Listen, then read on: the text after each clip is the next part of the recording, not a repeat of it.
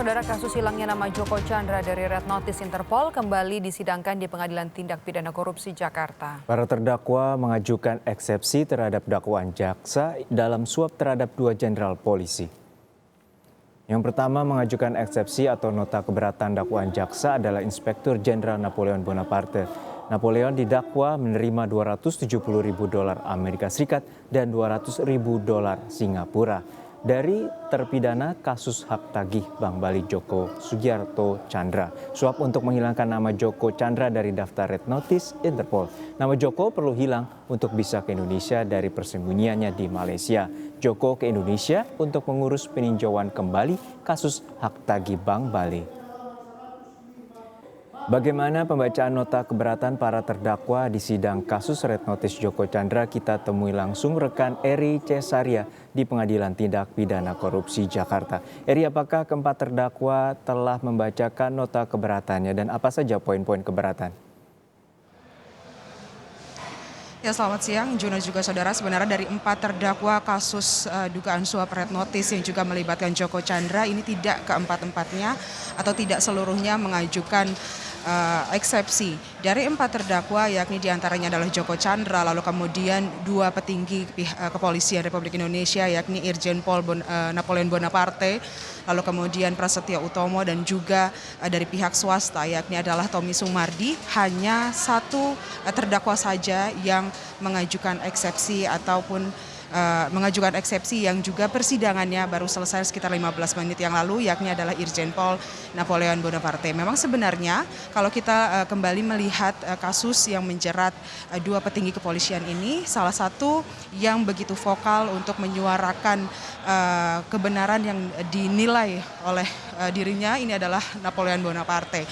Dan hal tersebut tadi juga sempat disampaikan dalam nota eksepsinya yang berlangsung sejak pukul 9 pagi dan baru selesai sekitar 15 menit yang lalu. Dari pembacaan eksepsi tersebut, Napoleon Bonaparte juga sempat menyampaikan kepada pihak hakim bahwa dirinya merasa terzolimi dengan semua tudingan ataupun semua dakwaan yang ditujukan kepada dirinya melalui jaksa penuntut umum. Juno. Ya, terkait dengan eksepsi yang diajukan oleh Irjen Napoleon Bonaparte, lalu apa saja pembelaannya di dalam eksepsi atau nota keberatan yang dibacakan siang hari ini? Ya, Juno, tadi dalam pembacaan nota keberatan atau eksepsi, kuasa hukum sempat membacakan ada 14 poin yang diajukan. Dari nota keberatan ini yang berjumlah 195 halaman, berisikan poin-poin di mana dari inti dari pembacaan eksepsi ini adalah Napoleon Bonaparte menolak seluruh isi dakwaan yang ditujukan kepadanya dari jaksa penuntut umum. Adapun poin-poin yang begitu keras ditolak ini diantaranya adalah poin dari penyampaian ataupun pernyataan yang disampaikan oleh saksi-saksi sebelumnya, lalu kemudian adalah barang bukti, yakni yang selama ini juga terus disampaikan oleh Napoleon Bonaparte untuk dibuktikan, yakni adalah mengenai CCTV dan juga kwitansi ataupun tanda terima penerimaan uang yang dijadikan barang bukti utama oleh pihak jaksa penuntut umum. Tadi juga Napoleon Bonaparte saat pembacaan eksepsi setelah dibacakan oleh kuasa hukum, dirinya juga sempat menyampaikan bahwa siap untuk dibuktikan mengenai tuduhan penerimaan uang, dan dirinya juga menyampaikan kalau akan membuktikan secara benar mengenai dugaan-dugaan tudingan penerimaan uang yang ditujukan kepada dirinya. Setidaknya memang kalau dari dakwaan yang dituntut oleh jaksa penuntut umum, ini ada 2 mata uang, yakni adalah dolar Amerika dan juga yakni senilai 200.000 dolar Singapura dan juga penerimaan dugaan sebesar 270.000 US dollar. Dan tadi juga dalam pembacaan eksepsi, Napoleon juga bersikeras bahwa pembacaan maksud kami adalah saksi, lalu kemudian pernyataan-pernyataan yang disampaikan oleh saksi sebelumnya, yakni adalah Tommy Sumardi, ini bukan merupakan pernyataan yang benar karena memang itu dinyatakan sebagai pernyataan tunggal yang belum memiliki bukti yang konkret. Sebelumnya juga Tommy Sumardi dalam pembacaan kesaksiannya, dirinya juga menyampaikan akan mengajukan justice kolaborasi, namun sejauh ini persidangannya pun juga masih belum diagendakan. Direncanakan sidang untuk Tommy Sumardi ini baru akan dilaksanakan pada hari Selasa esok, yakni 10 November 2020. Juno.